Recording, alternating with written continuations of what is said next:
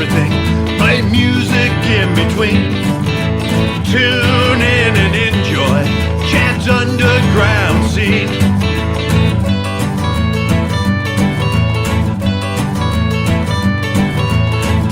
Talking music, you know what I mean.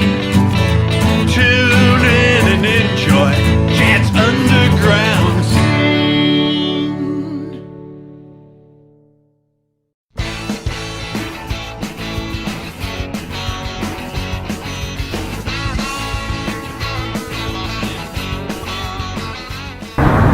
Welcome to Chad's Underground Scene. We are here in downtown LA at the Oracle Tavern with my special guest today, Tequila Mockingbird.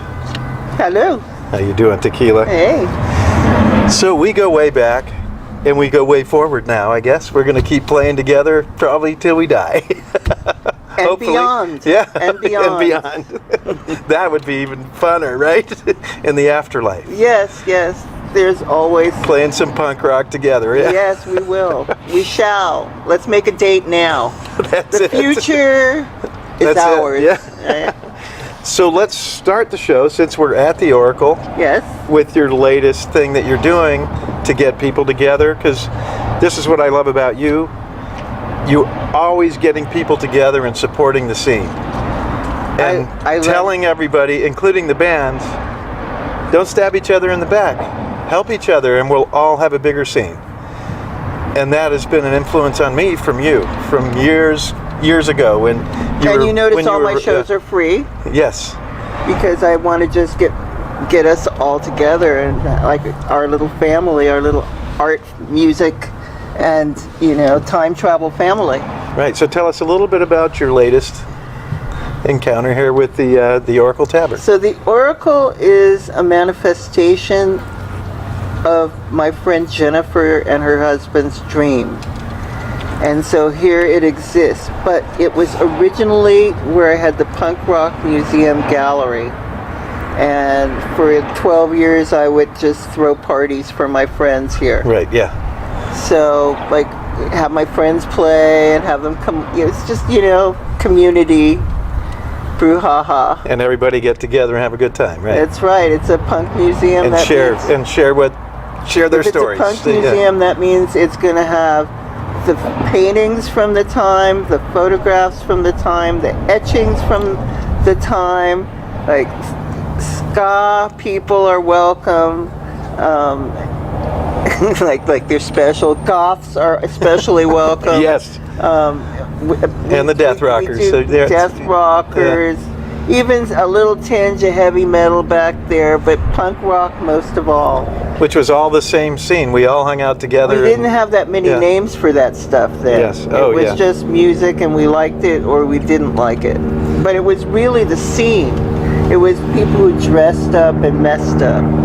So tell us a little bit about the museum since we're on that subject. So what I did with the museum is I would have my favorite artists come and put their work up and recreate the feeling of the 80s and then put the music together that would sound like it would in the day and like have people sell their books about punk and kind of like a festival of punk whenever I do the museum. And have all my artists so you can meet them, and then I have my favorite musicians play, and we do all that here at the Oracle. So in a way, the Oracle has evolved into this new space where like I have your band where play, you're doing live shows, right? And I do live shows outside every Sunday from 6 to fuck all, and. So tell us a little bit about that. How does that work? What bands are you bringing in? And it's kind of loosey-goosey, and I like it. It is loosey-goosey because it's only my friends get to play. This is straight up nepotism. If I knew you during the punk rock days, or you're referred by a friend of mine from the punk rock days, between 74 and 84 specifically, because I'm a snob, and and we old people deserve something. So yeah. And it's a really good time. It's usually 2 or 3 bands. Yes. And your band always plays, but you never know when What you're going to we're gonna play. What and when, right? Yes, when or what, yes. So Tequila Mockingbird and the Blonde Moondust, right? That's the right name. Yeah. And they come in and you're not sure when they're going to play, and she's very flexible, helping the bands move to different spots if we need to. If somebody gets held up in traffic, somebody jumps up earlier, and then, or you'll jump up earlier and cover. It's like family, Yeah. you know. We gotta help each other out. You know, it's been tough. It's a pandemic. They tried to kill us. The government. It's been a bad time for everybody. Yes. So, like, I try and keep my friends together, and I like it that we're still alive, and I do what I can for the scene. And yeah, and then we have so many stories to tell each other, right, from the day. Old school, big Yeah. time. And so I've played here a couple of times with your band, and I've come here several times other than that, and your band always has a little something different going on, and I love that. My project is based on time travel, so I expect that when you come here, I might be doing 60s music, I might be doing 80s music, but I don't do anything after the 80s because that was when the world ended. Right. Kind of. It did, yes. And you can tell now because the younger people now are into 80s music. So I think they're trying to get back. They feel the vibe that we had. We had such a fun vibe, so much fun hanging out with each other, and our F the world attitude, right? Yeah, but you can't fake it. And I think that, you know, what's happening now is more like, the other day I heard that Justin Bieber and Kylie Jenner are considered punk rockers, and that was it. You know, it's like, okay, now it's a 4-letter word. I'm not really interested that much today. yeah, because that's pop music, right? I like pop music. This is not that. Yes, yeah. it's pop music trying to be punk rock. They're trying so hard. Yeah, and it's something and you from your try. soul. Punk is not. It's something from your soul. Yeah. And it's not even music. It's actually just a thing. It's a thing, right? It's just something that's in you that you have to do once in a while, or all the time, depending on who you are. You are a punk. You know, Einstein was a punk. He's like, oh, I'm not brushing my hair. Fuck you.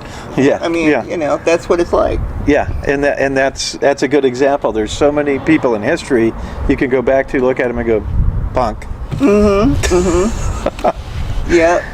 Nero, bad musician. Fiddling while Rome burned, you know? That was pretty punk rock. Yes. Okay, so now we're going to break away, and we're going to show you a video of me and also of Tequila Mockingbird and the Blonde Moondust from the Oracle. This one's called Silence.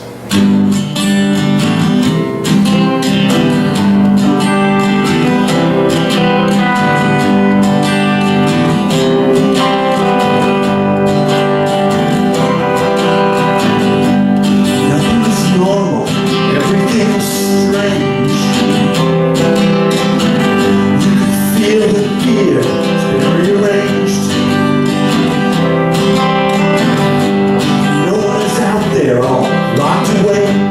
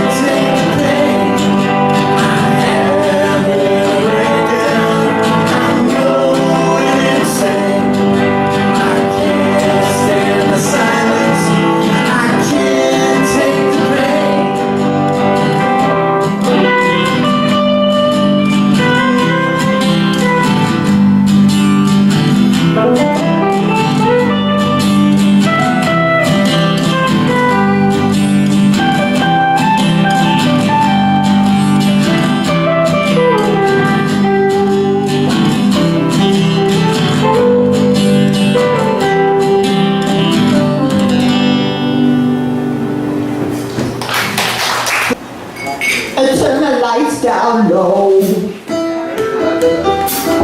up the music slow. All the cats here.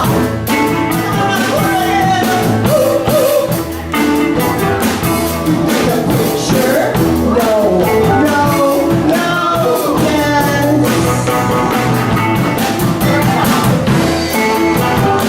Look at the night, night time. Look at the night, night time. I never knew. I'm gonna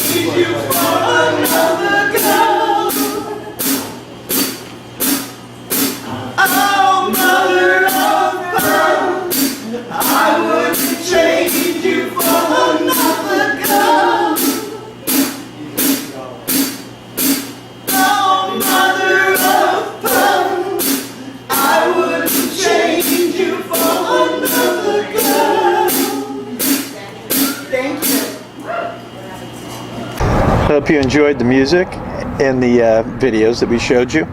So let's go to something I heard about. I haven't been to any of these things because I'm probably not allowed. Tell us a little bit about Tierra Palooza. Okay, so as I've been saying, I've been looking for diversions for my friends during the pandemic so that we didn't all go completely stark raving mad. So my girlfriends, you know, they weren't brushing their hair and they weren't like putting on clothes, you know, things like that, you know, like not leaving the house for like a year at a time. So I thought I'd put together like a project to inspire them to dress up once a week and put on their tiara, because they're all queens and they have to remember that they're queens. So they have to wear a tiara and they have to write a poem about whatever they feel every week. And so it's called Tiarapalooza, and we meet online and we have Wake and Bake Fridays where we meet up online and talk about what happened to us during the week. And it's just a kind of mental health. I was going to say, it's like a support group, right? Yeah, support group for girls with That's tiaras, awesome. yeah. And I know you love tiaras. I do. I'm very fond of things that glitter and shine. So I have one of my daughters is into tiaras. She buys those when we go to different places. She'll buy a tiara. Excellent, excellent. You know, she should join my club. Yeah. I would love to have her. And she especially loves it when she goes to like an antique store and finds one. I haven't found any in the antique stores because anything I want is like $250,000. Oh, right. It's so sad that I don't have the money to buy these things, but I do collect them on Tiarapalooza so that you get to see the tiaras and you read the history of the ladies that wore them and what happened in Europe and the history of the Romanovs and what's going on with the queens in Africa and what's happening with the queens in Israel, and you know, anyone who identifies with the word queen, except for it's a real straight girls club. Right. Yeah. Mm-hmm. So it's about just, you know, and I call it all the jewelry. I like get the most expensive jewelry in the world and I show it. And it's so that you have a mental jewelry box where you put everything you like, so you keep liking things that you like and you see things in it. I think it helps people get through stuff to have like these, just like this is your mental jewelry box, and oh, I'd like that in there, or I'd like this in there. It kind of, because you're supposed to manifest things like that. So Tiarapalooza is a club for girls and boys who like tiaras. So that this is awesome because I'm a big supporter of helping mental health, because we all have issues with mental health. I do, and everybody I know does, right? And I'm very impressed with the younger generation because they're doing a little bit better job in a lot of ways with that. They're trying to beat down the stigma that we've had in our generation, right? There was a big stigma with mental health. You don't want to admit it. You don't want to talk to anybody. And then look at that guy, right? And that's not how you help, right? I really didn't know anybody that wasn't crazy. So yeah. I felt like, you know, I mean, I've been institutionalized because my mother didn't believe me when I said something. So that doesn't make me sick. It makes her sick. Right. Yes. And, so you have to, you know, blame the universe and stop blaming yourself. And it's the treatment it's society's treatment of people that causes a lot of this, right? And my daughter was on a couple of talk shows and they talked about it, and it was great. It was like they were sitting drinking tea talking about mental health and how we can help our friends, how we can help each other with mental health. And that's a long way from when I was a kid, right? It was a stigma, don't talk about it. Mm-hmm. Don't do it, pretend you don't have it. Right, yeah, no, I wore it like a badge of honor. It's like, I'm crazy because you suck. yeah. You suck. And that was our only way out, but now it looks like there's going to be some other alternatives.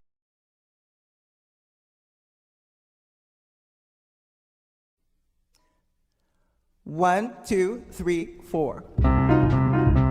I'll show us the way to the next whiskey bar. Oh, don't ask why, oh, don't ask why. Show us the way to the whiskey bar. For if I don't find the next whiskey bar, I tell you we must die. I tell you we must die. I tell you we must die.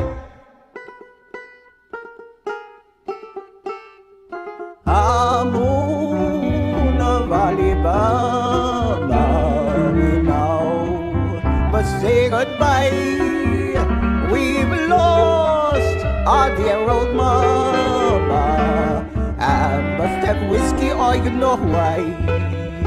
A moon of Alabama, we now must say goodbye.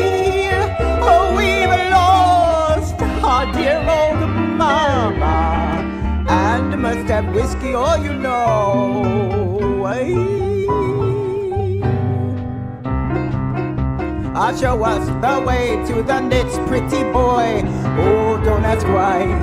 No, don't ask why. Show us the way to the pretty boys. For if I don't find the next pretty boy, I tell you we must die. I tell you we must die. I tell you, I tell you, I tell you we must die.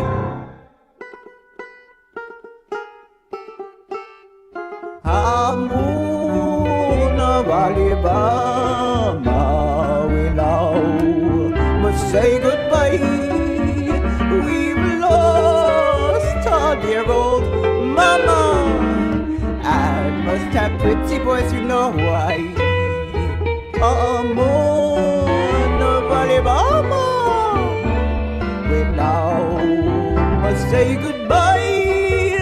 We've lost our dear old mama, and must have pretty boys, you know why.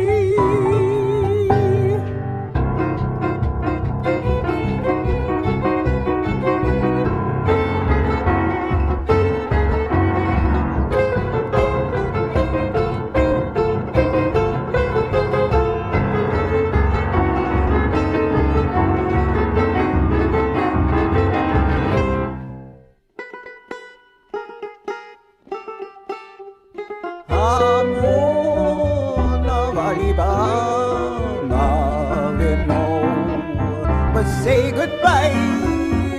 We've lost our dear old mama, and must have pretty boys, you know why.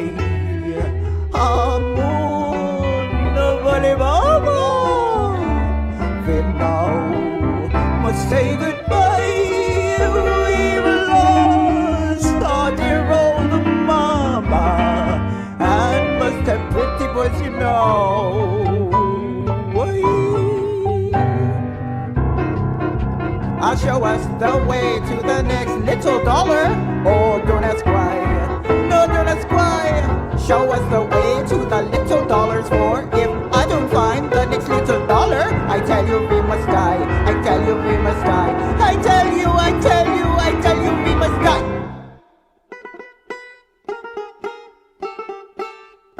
A moon of Alabama, we know must say goodbye.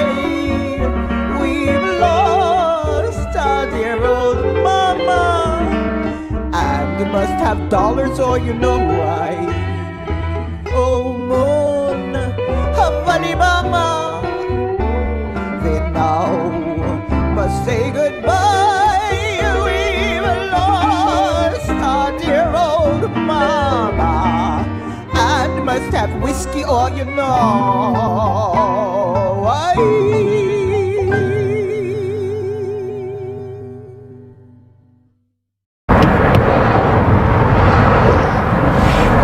Okay, we're back. I hope you enjoyed the video now that Tequila and her band showed you the way.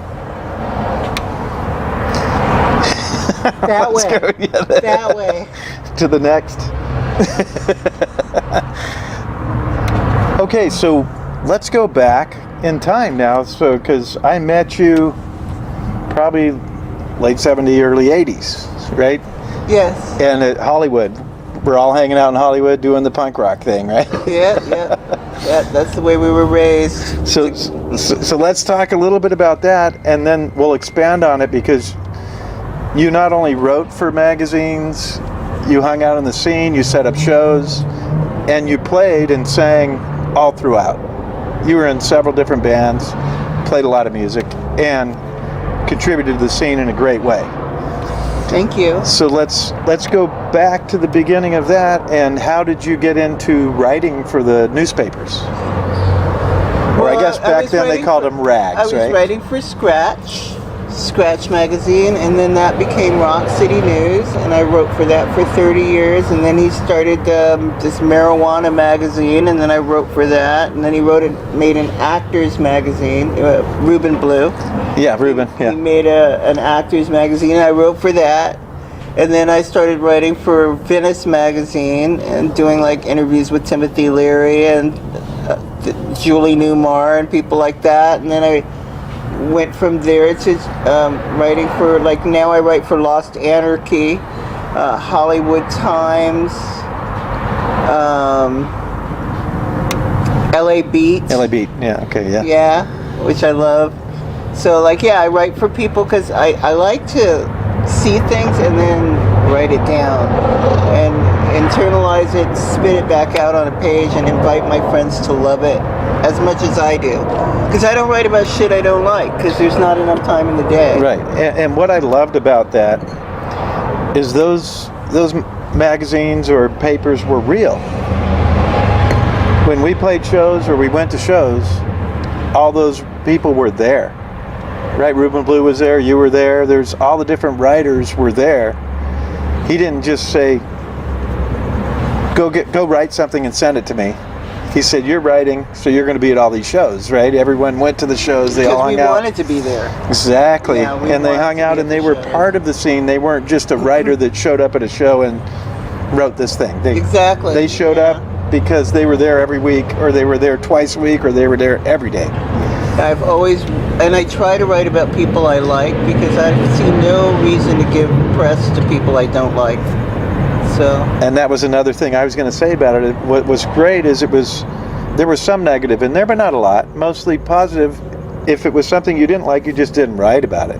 Well, I don't know. And it wasn't was always in there. la-di-da. Yeah, no, but You that's could say yeah. that sucked and this sucked and that sucked. That had its place, right? That was sucking, you know. Different adjectives and verbs were used. I mean, those were the days for that, but still, all in all, I hate to waste my time with, like, because there's so much negative that they don't deserve it. Yeah, and then when you covered a show, it wasn't just the headliner. You did a little write-up about every band that played. Exactly. Which was great. I That's still what it write should for be. Lost Anarchy, which is Mojo, Yeah, mhm, which is, you know, Danny, right? Right, yeah. Danny Christ. Yeah. He keeps getting banned. The names have to change all the time. But he's pretty fun. His stuff is wrong Yeah. on every level, which makes it exciting. Which, yeah. He's not And buying makes you, and into you're riveted. You want to read it. Yeah. He's not buying into anybody's rock and roll. He's Yeah, just like yeah. fucking, you know, on top of it. And that's what punk rock was about in that whole scene. Yeah. Even you know, like you said, even the metal crowd fit in. everybody's like, oh, the Rolling Stones. And I'm like, isn't that like necrophilia? I mean, I'm sorry. Right. My friends are like, oh. I'm like, I'm getting some sleep. So tell us maybe a couple of or maybe one of the best stories you have from that time of something maybe you did, a party you went to, or a club you went to that was just outstanding. Okay, so one time I was at the Palace in the center of Hollywood with Lemmy because he was doing his gig with Motorhead, and I had refused to see Motorhead for 25 years. I was like, you have long hair. I know you hang around all the time, but I'm really not into long-haired guys. I know you want me to see your band. He's like, oh, come see my band. I'm like, he's been asking me for years. Fuck it, I'll go. So I'm going to Lemmy's show. So I'm like, okay, he likes like hooker-looking chicks. So I'll wear my little black mini skirt, the leather one with this like little French slit up the side, and my like come fuck me high heels that could be mistaken for handles, and little low cut blouse, you know, just because I know that's what Lemmy likes. And I thought eye candy and a big, you know, buffanti black wig like the Shirelles or something. Right, yeah. Girl, I gave Girl 1964 Girl the way he likes Girl. So I was close enough to blow him during the whole show, like just like right there in the front row. Didn't mind almost losing my hearing. Didn't go insane. Everything was great. And as I'm walking out of the venue, this like skinhead boy walks up, and he's just with his girlfriend, and he accidentally bumps into me. And I say, ow. And so Lemmy's like, come upstairs. So I go upstairs, and we're drinking. It's the after party, and we are drinking this bottle of Jack Daniels. It's this big and like that wide, and we're like. So he was the real deal, right? He's not faking it. Oh no, we're freaking kidding me? Fake? That word doesn't even fit with that guy. No. He's like, we're drinking and drinking and drinking, and we're going around the room, and he's talking to his friends, and I'm talking to my friends, and our friends are all our friends, and our friends are friends of friends, so we're all yapping it up, and everything's great, and he gets together with me, and we're drinking, and then all of a sudden, I go, Libby, my foot hurts, and I look down, and my toe had been sliced in half by the guy in the metal boots downstairs, but it was so sharp, I didn't feel it. So Lemmy looks down, and there's blood all over the floor, all over the freaking upstairs second floor of the freaking palace, right? And Lemmy looks at me and he says, Tequila, you're always causing trouble. That would be him, yeah. So, do you regret you missed a lot of those years of his punk? Because he was punk rock from day one, from the get-go. No, see, like, it was that I wouldn't see his band because I thought Filthy was my boyfriend. Yeah. Mm-hmm. Filthy became my boyfriend, and that's why I couldn't sleep with Lemmy. Because, oh, okay. There you go. Because Filthy was my boyfriend. Because Filthy was his drummer. Right, yeah. It's like, you know, this big with big hair, and he was like an amazing, cool guy, great drummer. Great drummer and cool guy, just hung out in the scene. And I had Mitch Mitchell from Jimi Hendrix Experience as my drummer first, so he was friends with Mitch, and so I kind of got adopted. Though Mitch wasn't my boyfriend, but Filthy was. So I always hung around with Lemmy, but he had the utmost respect for me because, like, you don't cross a brother. Though he had done it in the past, he had learned his lesson, and I, of course, would never cross the brother line. Yeah. Mm-hmm. So, but anyway, those were my boys, and that was who I was rolling with, and that was what happened when I went to his gig for the first time, and the blood was all over the floor, and it was mine. Yeah, and that whole scene in the 80s was sweet. So how many nights a week do you think you were going out, and how many clubs in one night? Definitely 3 clubs a night. 3 clubs a night, because I had to pick bands for New Wave Theater, so I had to be at 3 clubs every night just to pick, the cream of the crop from each show. So that's hilarious that you say that, because I wrote a song called Legend, and it's about the 80s, 70s, 80s, 90s, and in the song I talk about because one of my bands played 3 clubs in one night, and I wrote the song and they said 3 clubs in one night. That was how you did it. Right, and then there was another one where I did in Vegas, and I was talking about, it's a song about Vegas, and I did the same thing. I used the 3 clubs a night. Yeah, totally. That's what. But this one is 3 clubs a night, and then it's followed with Cantors with your friends, because after the 3 clubs, we went to Cantors. Because we didn't have enough of each other. Okie Dog. Yeah, or Okie Dog, because we didn't have enough of each other. We went to Okie Dog, or the Zero. Yeah. We stayed up all night long. And Chips was another one.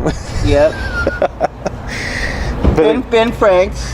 But it was funny. It was not unusual to go to 3 clubs, because you would go to the early club, then you would just go see a friend's band, right? You'd see their band, and then you'd go to another club, and then you'd go to the after hours, and then you're going to, like you said, Ben Franks, or you're going to Okie Dogs. It used to be for me that I lived in the Zero for a while because I was helping curate the art. So David Lee Roth was like one of the secret co-owners. Yeah. Mm-hmm. And he never went home, never went home. And he's like a great guy. He makes you laugh all the time. He's funny. Yeah. He's a funny boy. David is a funny boy. So David would party all night with us. He'd show up at midnight. He'd party all night. The sun would come up and he'd be like, "Oh, Tequila, let's go over to the, you know that club on Selma? Oh yeah, Selma. The like gay club, the crazy ass club. Let's go get drinking." So we go there. Then that club, remember that club across from on Vine Street that used to be a little tiny itsy bitsy club? Oh yeah. What is it? Yeah, right. Yeah. So like, you know, the Zero was also above that. And it was at tiny. one You'd point. go in there, and sometimes there'd only be like 8 people in there, but it was happening. It was morning, though. You know, it'd be like 6 a.m. It's like we already partied all night. And went to Canners, and now you're there. And yeah, this is like 6 a.m. We're going night clubbing again until like 10 o'clock, and then we go home and go to bed. Yeah. 10 a.m. So the pandemic has me kind of confused. So like my schedule now is I go to bed at 9 or 10. I wake up at 3 a.m. and I go to bed at 7 a.m. and then I wake up at 10 a.m. Yeah, and do it all over again. Yes. So, but still, I'm kind of still on the same schedule. I'm still up at 3:30 in the morning. It's like, for that minute, it's golden time. And that's a beautiful time to be up, by the way. It's so peaceful and nice and quiet. It's lovely. 3:33. Yeah. That's the time. So, I say we have finished the show now because we had such a great time talking about all these different things. So tell us the websites to go to find you. Well, you can look me up on Facebook. I'm all over the place. I have Tequila Mockingbird, Tequila Mockingbird, Tequila and the Blonde Moon Dust. And then I have the LAPunkMuseum.com. I feel like Darby asked me to take care of punk rock, so I talk to Pat about it all the time, Pat Smear. We're working on a secret project together, and I've been working with him on that. But nice. Still, you know, it's like about preserving punk. That is my primary objective, and the history of the future and the future of the past. And I did my show with Don Bowles, and that was awesome. And he was talking about them, and Pat Smear is somebody that keeps coming up. Everybody loves that guy. Mm-hmm. Great guy. Right? Great guy. He's such a super nice guy, and everybody I talk to loves him. There's nobody that has anything bad to say about him. Well, there's nothing to say. He's an angel. And I mean, if you ask him, he'd say he was a devil. Like once I said, "Oh, Pat, I'm so proud of you. You've gotten it together, and you have a baby, a little girl, and you take care of her, and you're really sweet to her, and everything's great." And he said, "Tequila, I am still a fuck up." No, and this is real, and this is real punk rock, right? That's punk rock. That's what punk rock He's a lover. is. He's not a hater. He's a lover. Exactly. Punk rock used to be for lovers. Yeah. It did. And then you would surround yourself with others, but it all worked out in the end. Yes. Because we protected each other, took care of each other. Right? Yes, and we shall continue to by watching Chad's show. That's it. Yes, we're keeping punk alive, right? That's right. Let's keep it alive, folks. So thank you for coming out and enjoying Chad's Underground Scene with my special guest, Tequila Mockingbird. And remember, it all starts in the underground.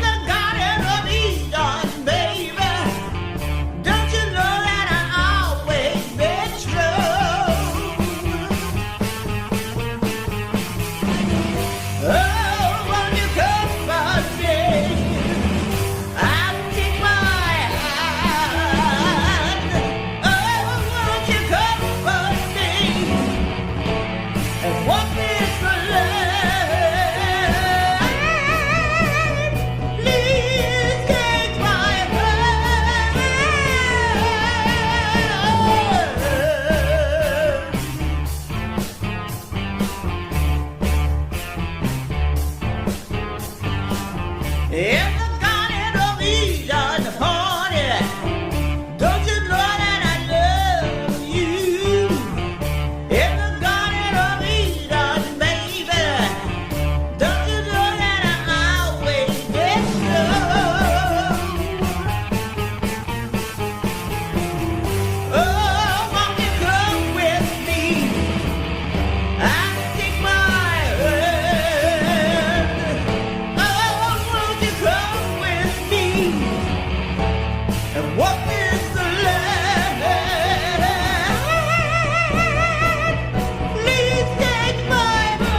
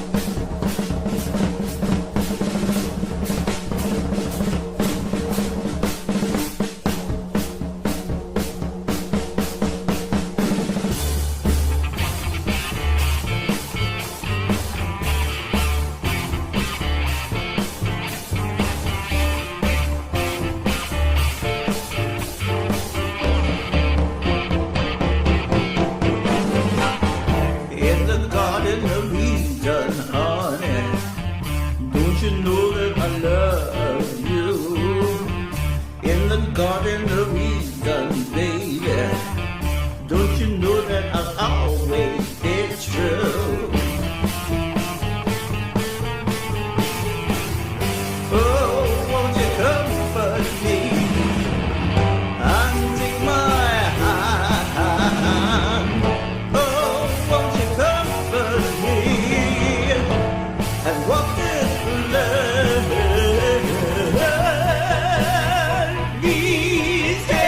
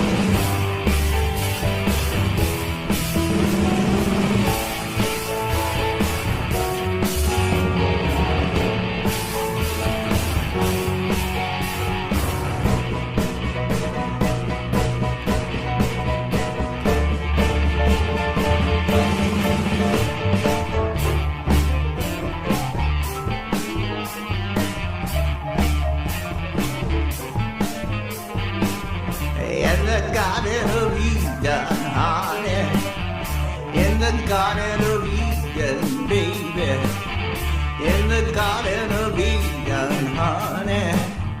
Don't you know that I love you?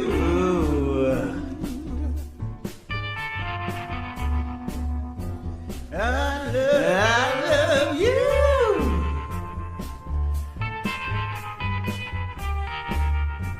I love you.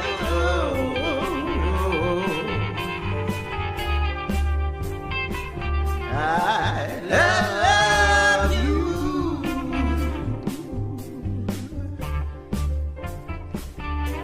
I love you.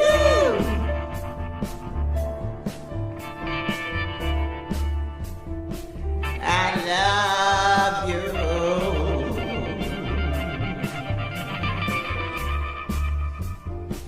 I love you.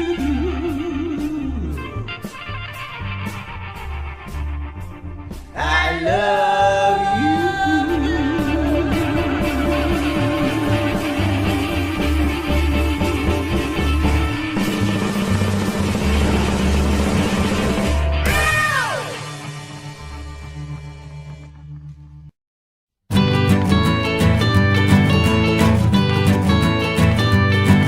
We talk about everything, play music in between.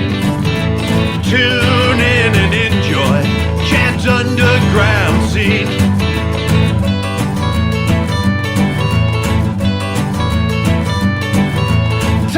Talking music,